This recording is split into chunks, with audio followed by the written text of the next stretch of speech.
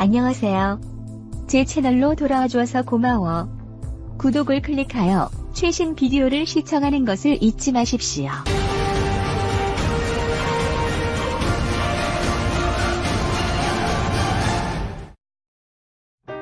청와대가 이례적으로 문재인 정부의 높은 국방 예산 증액을 강조하고 나섰다. 최근 북한이 잇따라 발사한 미사일들이 군의 방위력을 무력화할 수 있다는 지적이 나온 데 따른 대응이다.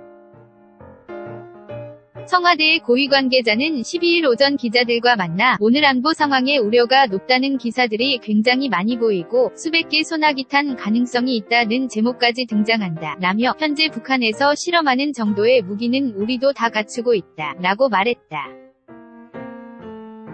조선일보는 이날 최근 잇따라 발사한 이스칸데르 미사일과 400mm 급신형 대구경 방사포, 다연장 로켓, 신형 전술 미사일 등 3종의 신무기가 한국군의 킬체인과 한국형 미사일 방어체계 KAMD를 무력화시킬 가능성이 있다 라고 지적했다. 킬체인은 원래 시간별로 위치가 변하는 중요한 표적을 공격하는 군사행동의 순서를 가리키는 용어로 타격순환체계라고도 한다. 한국에서는 북한이 핵이나 미사일 등을 발사하기 전에 이를 먼저 탐지해 선제 타격하는 개념이다.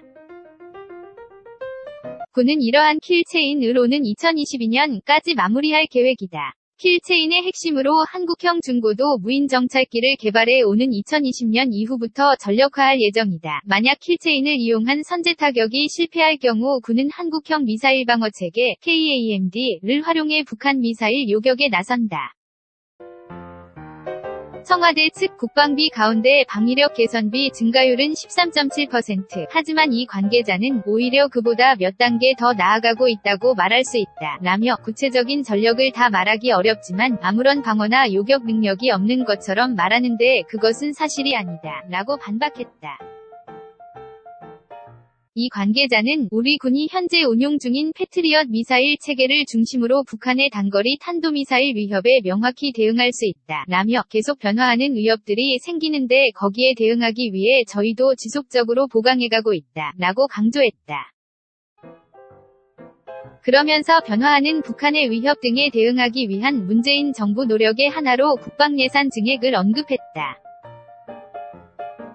이 관계자는 우리 정부가 처음 들어섰을 때 당시 국방 예산은 40.3조 원이었는데 지금은 46.7조 원이다 라며 박근혜 정부와 이명박 정부 때 각각 평균 4.1%와 5.2%였던 국방비 증가율은 문재인 정부에서는 8.2%를 나타내고 있다 라고 말했다.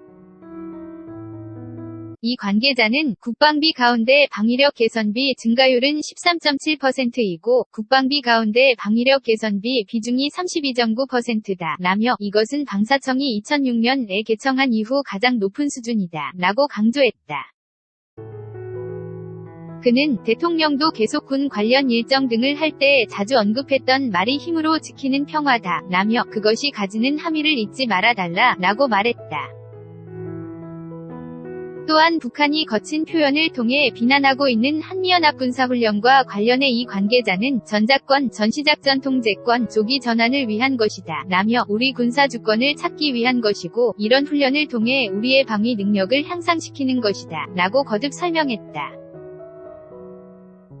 이 관계자는 그러므로 마치 한국의 방위 능력이 떨어지는 것처럼 이야기하는 것은 사실관계에서도 틀리고 국민에게 잘못된 불안감 보여줄 수 있다는 점에서 보도에 신중을 기해줬으면 좋겠다 라고 당부했다.